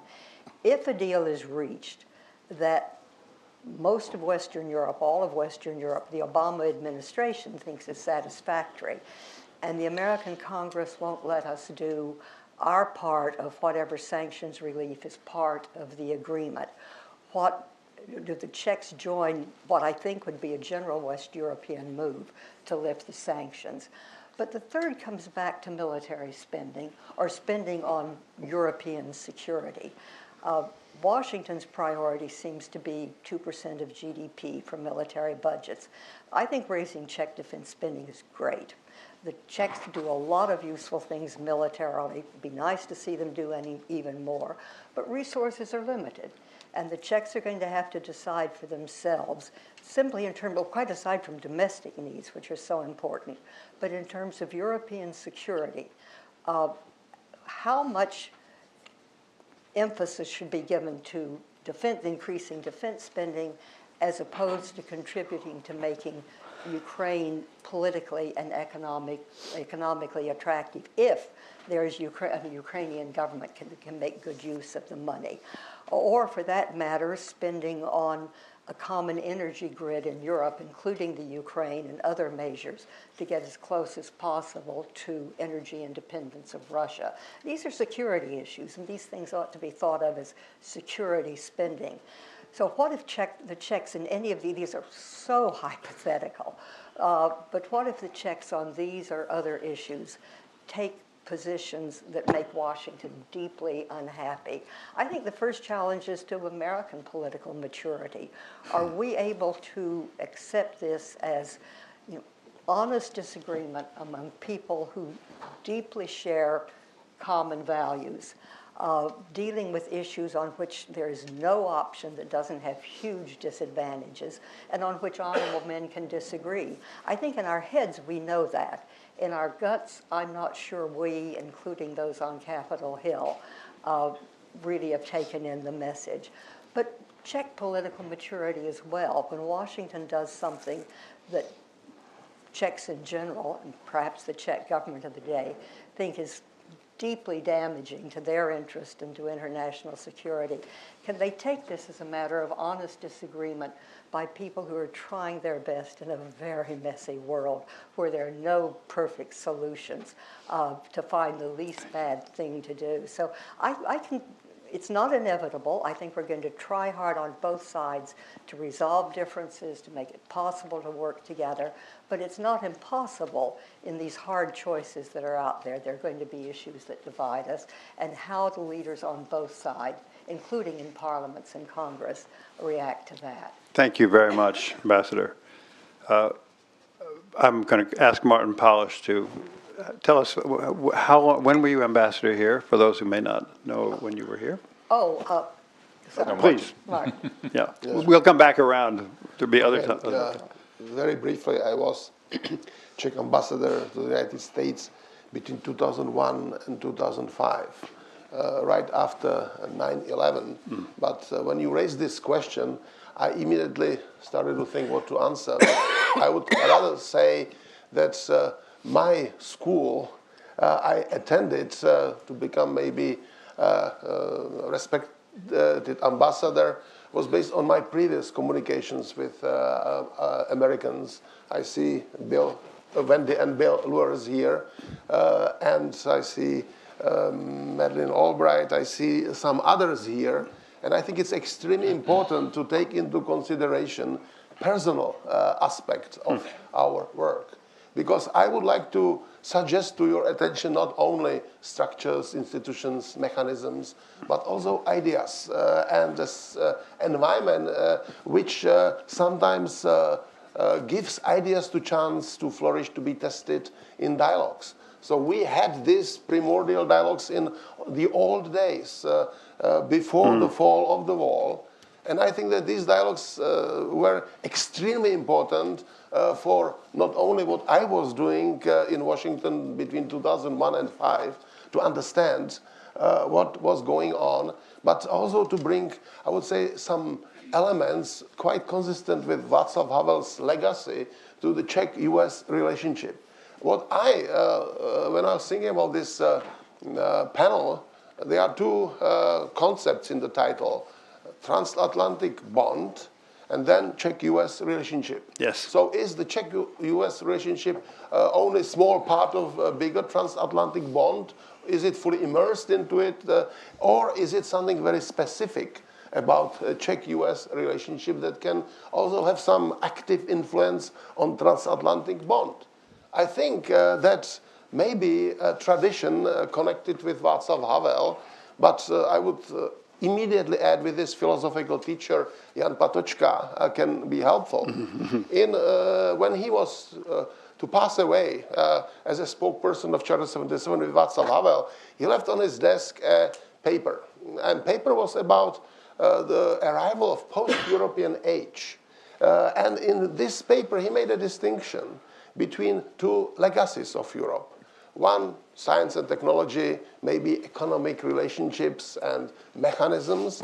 But on the other hand, what he considered as an inner European legacy, connected with Socratic care for soul, solidarity among people, and I would say his idea of human rights. We now are having a debate how to be loyal to stay with Václav Havel legacy of human rights in the world, which is now more perceptive for also realistic schemes and realistic way of thinking. I think that this element of Václav Havel legacy might be the most important aspect of Czech-US relationship. And then it brings me to my last point now. I am now a teacher and directing Václav Havel Center or initiative at a university. It seems to me extremely important that these spaces are used to give ideas chance to grow, to be tested in critical dialogue, to be kept alive in communication. Many people now are just disposing of ideas because they don't believe in their power. They don't lead to actions.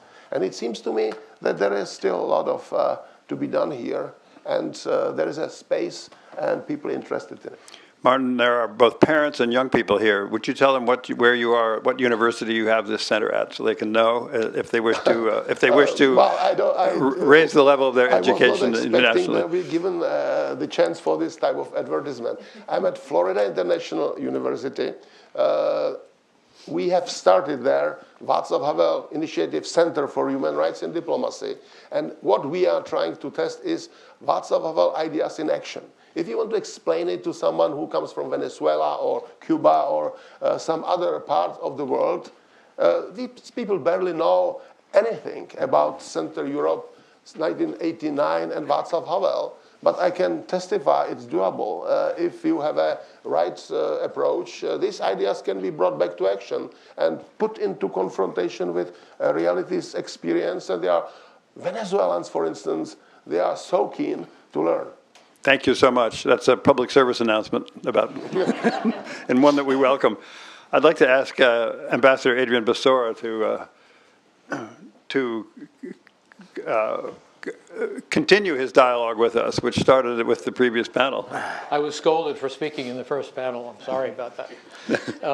But I want to start, first of all, 1992 to 1995, since you asked. Yes. Which, of course, meant that I was the last ambassador to Czechoslovakia, there for the Velvet Divorce, and then stayed in the Czech Republic for the remaining 2.5 years. It is an extraordinary honor and pleasure to be here with all of you. Those who were present at the creation. I'm looking at Madeleine Albright, but I'm looking at the advisor to Havel at the palace, whom I first, President Havel, whom I first dealt with. I'm looking at the Luerses, who were Bill and Wendy Luers, who were the predecessors, even before the creation of this new democracy in Czechoslovakia and Czech Republic. And so the spirit of President Havel and the fact that so many people have come, I won't mention further names, but those of you who have come from Prague and who have helped remake this country in the last 25 years, of course there's basis for optimism in our fundamental relationship, as you said, Nora, as you implied, Janan. However, right now, there are serious threats. And I come at this, as most of you have no reason to know, I've been directing a project on the post-communist transitions over the last few years based at the Foreign Policy Research Institute in Philadelphia. We just had a conference jointly with the Kennan Institute, Woodrow Wilson Center, on 25 years of post-communism and lessons learned. And above all, the need to reset our approach to democratization, support of democracy abroad. We're at a period, it's now fashionable to be either pessimistic or skeptical or relativistic, as was mentioned in the first panel. or downright defeatist about the progress of democracy.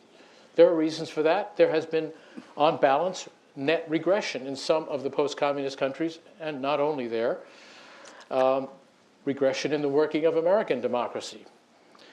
That's not a reason to wring our hands and give up, in my view. I joined the optimists on the first panel, and I think some on this panel. It is true that we are currently in a democratic recession. And this recession is approximately 10 years old, after the peak of democratization was reached with the Orange Revolution at the end of 2004, early 2005. But it is at least not yet a depression. I'm referring to Samuel Huntington's third wave, the waves of democratization and the lapping back, as always happens after waves. It could become a depression. Certainly Ukraine, the threat, Putin would like to make it into a lasting depression. So what do we need to do? We need to make sure to be sure it does not become a true depression. We need to change this mood of defeatism. I've heard a lot of optimism around the room so far, and indeed, there is reason to be positive about the Czech-US relationship. But if you look at the legacy of Havel, Václav Havel, this grand vision, well, what we have now is disappointing relative to its potential, relative to what we stand for, our two countries stand for. We need to revive this. We need to relaunch it, and in full cognizance of the new context that is facing us, not only in Ukraine, but in many other, the corruption that has spoiled the image of democracy in many of these countries. The new generation less committed to it because they didn't know the alternative and how bad it was.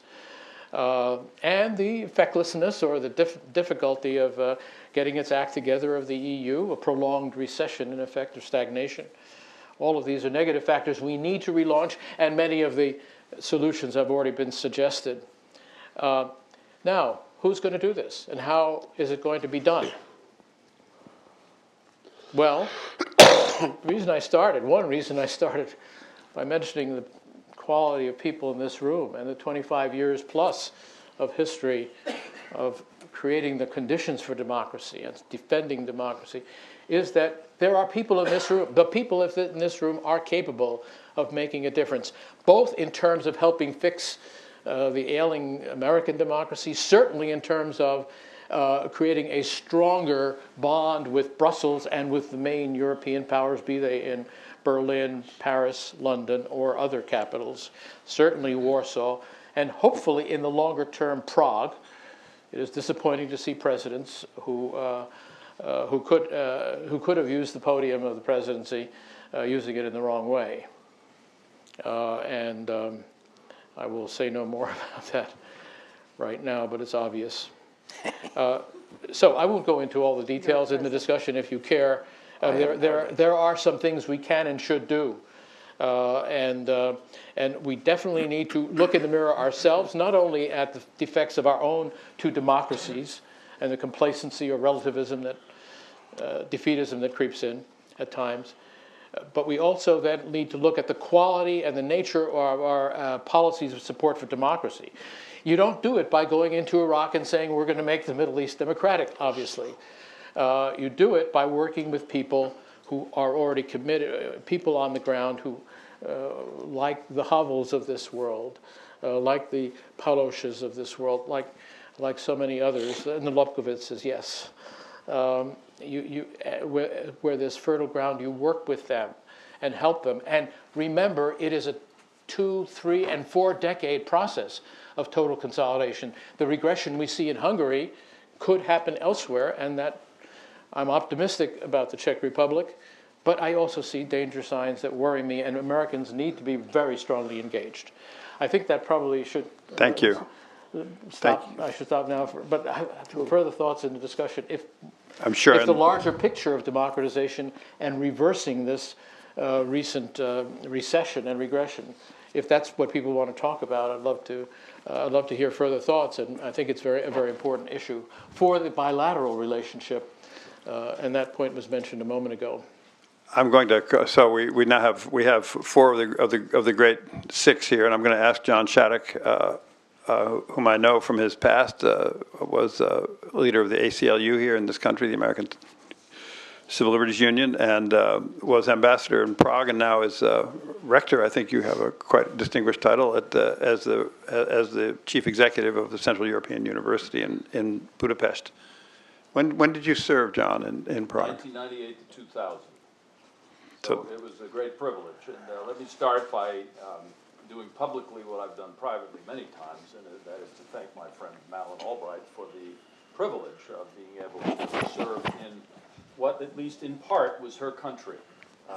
Totally, John, it was totally her country. It was certainly her country while I was there. But she also has another great country which she's involved in here. I'll just tell one small, if I may, Madam Secretary, story which Janan may share the same experience.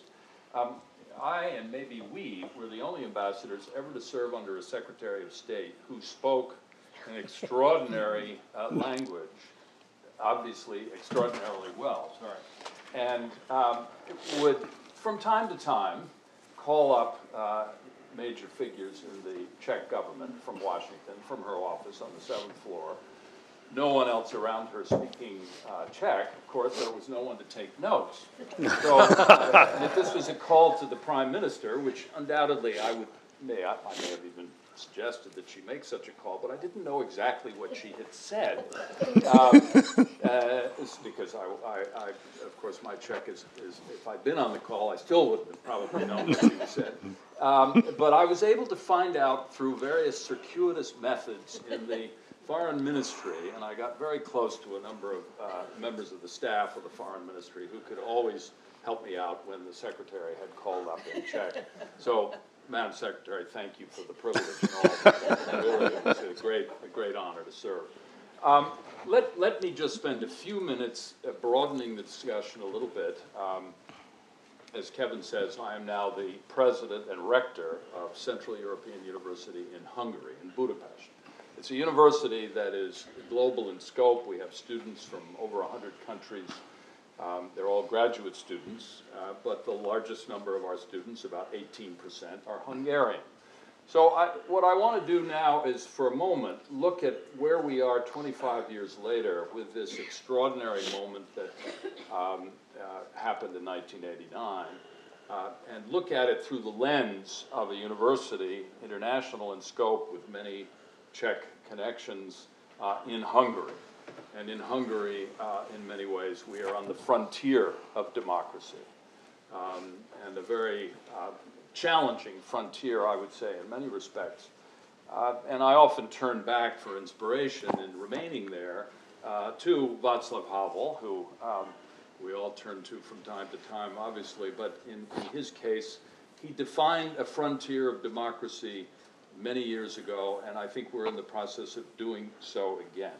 Let me just look at a few of the things that are happening, and I'm not here speaking just about Hungary, but I'm speaking more broadly about the region, and I think this affects Czech-U.S. relations and the opportunities that it presents.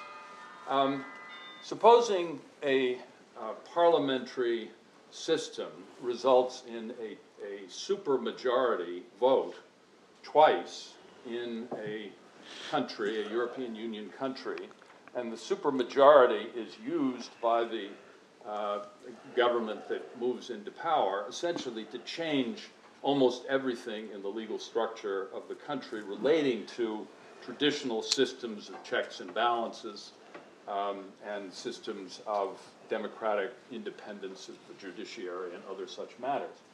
Is that a democracy? And the answer, of course, is yes, it is. It is a form of democracy if it has been elected.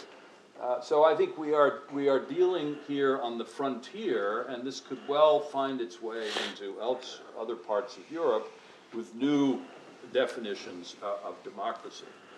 Let's look at the word freedom. Freedom is at the heart of the Havel legacy, of course. Freedom, of course, we tend to think of in terms of individual liberty.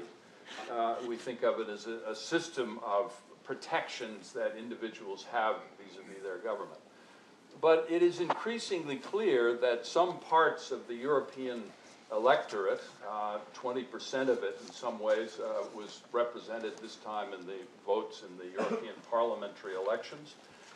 Look at freedom in a little different way. Freedom is seen to be essentially the freedom to define your own state in contradiction to and in ways of pushing back the unified elements of what is a regional system of governance in the European Union. So freedom is itself a contested word. Democracy is a contested word. And we have to understand as we live in this really extraordinary period, which I think is almost as significant in terms of the tectonic plates of change that are at work today as was the case in 1989. And the challenges are much more complicated. Let me just tick off 5 particular topics which I think fall within this framework of the frontiers of democracy that Czechs and Americans can certainly work on together within the framework of the Havel legacy. First is the weakening of regional governance systems. And I think we all see the challenges that the European Union is facing today. A number of the speakers have spoken about this already. The European Union is fraying in fundamental ways, and it's also being challenged. It has electoral issues. It has a sense of the populace feeling distant from Brussels. It has various ways in which nation states are able to go their own way, as is evident in Hungary, without any particular consequences. So the fraying of regional systems, in particular in Europe. Second is the rise of what I would call the rise of the new authoritarianism, which is really captured above all by Putin, what Putin is all about. But it has a kind of an allergic, there is an allergy going around that is effectively following in the same vein in this, and we see this in Turkey in the case of Erdogan to some extent. We do see it in Hungary, where the Prime Minister has made very clear that he has a high regard for the way Putin functions and governs. It's much more efficient than democratic methods are. It gets a lot of things out of the way, so you can just move forward that way. So the rise of the new authoritarianism and its appearance in Europe is another challenge. The third is really the weakening in some respects and challenges inside constitutional democracies. And here we see lower participation levels by voters. It's certainly a real problem in the United States. Of course, generally in off-year elections, that's a problem. But in any event, participation is down. There is an increasing sort of anger and disconnect between politicians and the public that elects them. And then there is the whole question of money in politics. And this is a European phenomenon as much as it is in America. Then there are 2 trends that are very positive, which I think are also happening as we face these tectonic plates that are shifting. The 4th trend is what I would call the democracy demand, which is even greater today than it has been at any other time since 1989. You look at the situation in Ukraine and what happened in Maidan. You look at Hong Kong, you look at all of the elements of the Arab Spring, and of course the question is, why do these demands fall and fail when the '89 demand succeeded so greatly? So that's a question and a challenge that we need to understand better. And then finally, I would say there are the experiments in democracy, which are happening at the local and even the national level. At Central European University last week, we had the visit from the president of Mongolia. And of all places, Mongolia is experimenting with local controls over over spending, with a great deal of transparency, but opportunities for people at the local level to do their own spending. There are many other examples of what I would call experiments on the frontiers of democracy. So I think we can, if we understand these trends, 2 of them positive, 3 of them problematic, 1 of them having to do with our own houses, whether it's in the Czech Republic or in the United States, getting them in order with better reforms. I think we have a great agenda as a Czech American. I think the relationship is very strong. Excellent. Thank you very much. Ambassador Jantovsky, who is now currently Czech ambassador to the Court of St. James's, and previously U.S. ambassador to the United States. And you were helpful to me at the very beginning of the adventure of getting Radio for Europe to Prague, and it's been a great success. So you get the bat cleanup. You'll be here at the closing of this sequence. Well, thank you, Kevin. I served here in 1992 till 1997. I was the last Czechoslovak ambassador to the US before I was demoted 3 months later to the Czech ambassador. And it's, you know, it's always great to be back at the scene of some of my crimes and see so many co-conspirators in this room. I would like to connect some of the ideas that were brought here, because I think ideas are important, to some of the practical outcomes that have also been discussed. Now, one definition of a friend is someone you can have a good argument with. Mm-hmm. And Luers is one of my oldest and dearest friends. And, and I don't think that we're in a situation when de-escalation will work, for the same reason that the reset 5 years ago, 6 years ago did not work. And I think it's important, without any recriminations about it, to recognize that the reset did not work. And the reason is, as some of my predecessors here have said, that we are being tested, we are being challenged by people who recognize strengths, and we have to take up that challenge and face that challenge. And we can only do it together. We cannot send, you know, the Germans or, you know, the Americans.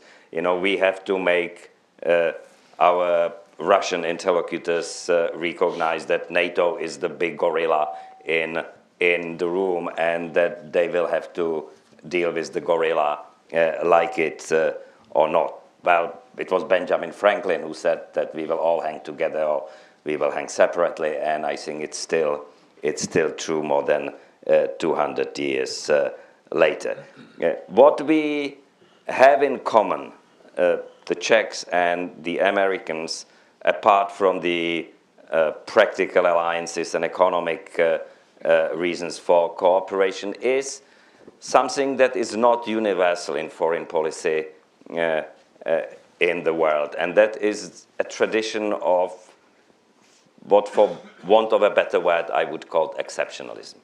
And in this country, it's well recognized, well described, but it does exist in Czechoslovak and Czech history. It dates back to Masaryk. It continues with Havel, and it's a very strong, very proud tradition. In 1993, I believe, Havel had a speech on one of the Masaryk anniversaries, and he quoted Masaryk as saying, "We were buried when we did not live the big life."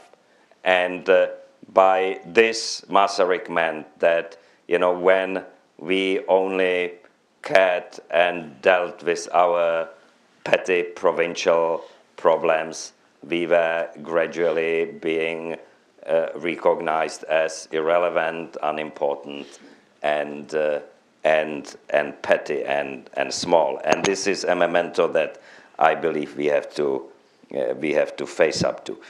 I don't think I'm sometimes considered a hawk, but I don't think there is a military solution to the Ukrainian problems. I don't think that sending the Czech Marines to Ukraine, you know, will work, even if we had Marines. And but there are other tools, other reasons, and some of them have been described in the first session. TTIP is of crucial importance, and I'm very grateful to some of my predecessors to emphasize it. But I was a little disappointed by the energy discussion. I don't think that's the whole story. I don't think we are taking the steps together that should be taken.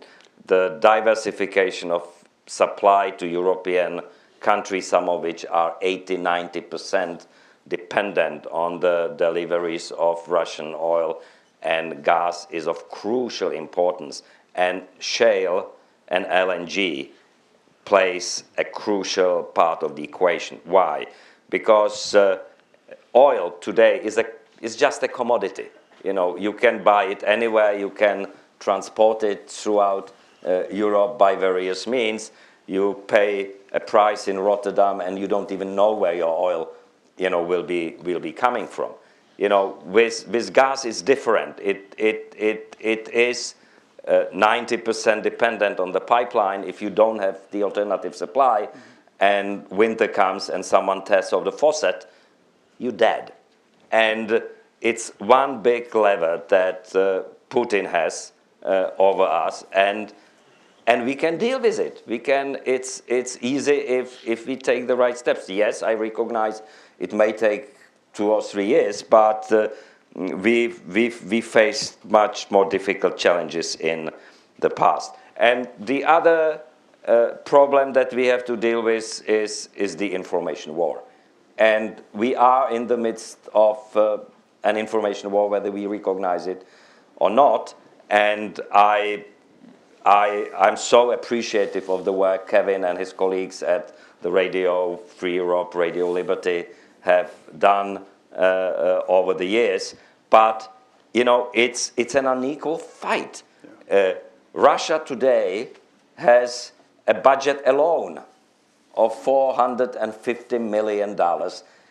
Wherever you travel in the world and come into a hotel, turn off the television, there's Russia today coming at you in pictures and some outlandish stories about you know, West mainly doing business with human spare parts, etc., etc. So you know, we have to develop an effective counter strategy, and it will cost money, and we will have to prevail on our leaders to provide that money.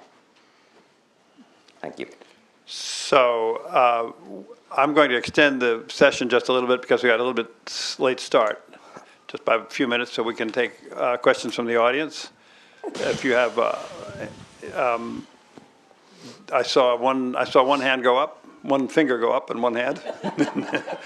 Not that other finger. No. Yes, Bill.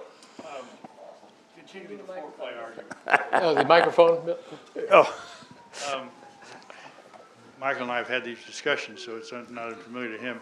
The NATO, I'm not suggesting there's a military solution in Ukraine at all. I was simply suggesting everybody says we've got to be tougher.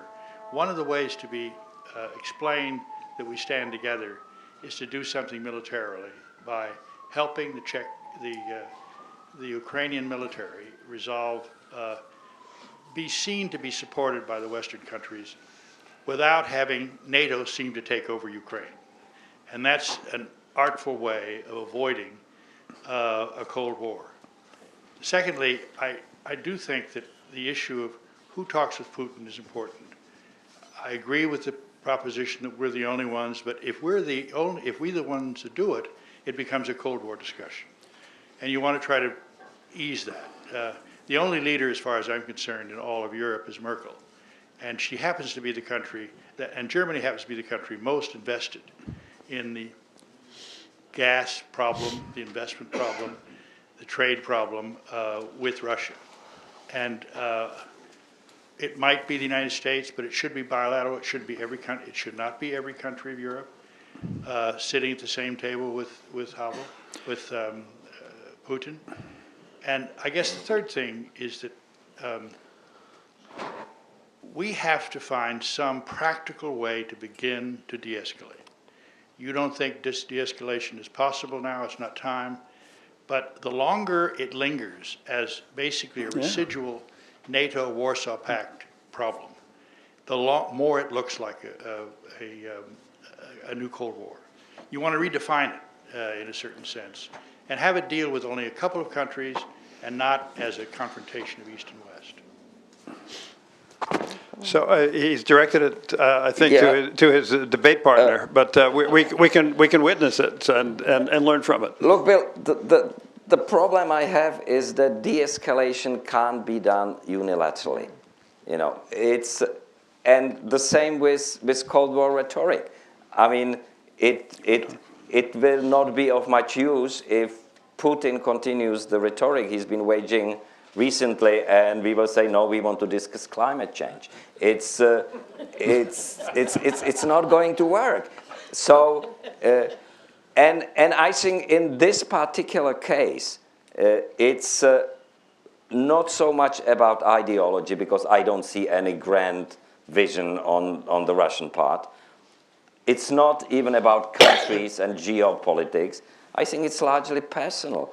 You know, if you trace back to when this started, it really started with the fall of Yanukovych, and I'm 100% certain that this was an aha 11th moment for Putin. He said, well, I'm the next to go. I'm the next in line.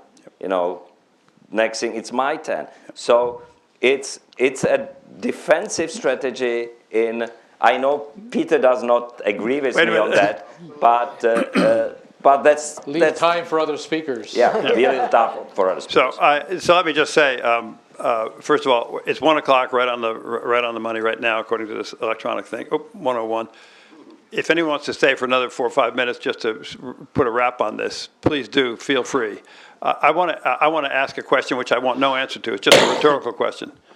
Does anybody think that Putin, I don't want an answer. Does anybody think in this room that the Russians would have invaded Crimea if Ukraine were in NATO? That's all. That's why I'm saying it started in 2008 in Bucharest summit, when Ukraine and Georgia came with the hope that they would be allowed to start the negotiations about their membership in NATO. And because we refused them, then was the Georgia invasion to Georgia, and Crimea is just another step in that.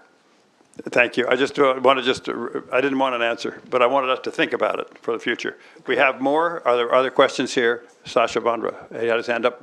Please. Sasha, take it, and then one here. Mike Macetic, I'm a little worried about the selective history. We've heard a lot about Masaryk. We've heard a lot about Havel. But we haven't heard anything about what happened in between, which was a lot of bad, weak leadership throughout the West. Does the current leadership in the West inspire confidence that the countries involved are up to the challenge? We have an eager answer to your question. And a succinct one. The history of what happened in between is replete with both the examples of the worst and the best leadership in human history. And I will stack what Churchill and FDR did almost single-handedly in bringing the rest of the world around against the failures of sleep at the wheel in the Depression, and indeed the failure of the American ambassadors who are here, our predecessor ambassadors Steinhardt, insufficiently attentive to the risk of communist takeover, asleep at the wheel. Igor Lukin has a very good book documenting the ways he was distracted, and Czechoslovakia could have been, I believe, saved.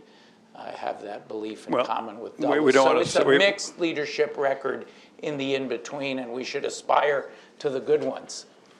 So one of the things about democracies that we all know is that democracies, because they are self-governance, is that they sometimes don't choose always the best leaders, but they have the freedom to make mistakes. Anyway, you had your hand up.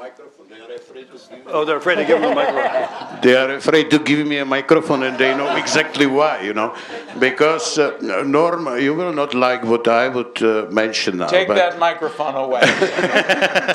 But two of you have mentioned the corruption. And here, I think in general, I think it's an illusion to expect the that the Ukraine of 2014 would adopt the same standard as Sweden of 2014. There are simply some human and social development. And you have mentioned rekonstrukce státu. The result of the rekonstrukce státu is that we have the government which is much less focused on the human rights, much less Atlanticist, and their hero in Prague, it's Dr. István, who is the second main prosecutor in the country. And his doctrine, the iron law of István, is that if you accept some honor or function in exchange for the political support, it could be criminalized. Simply the fact is that, we are moving in Prague from one extreme to hide everything into another extreme to criminalize everybody. So on the first, Bill Cabaniss can testify a lot.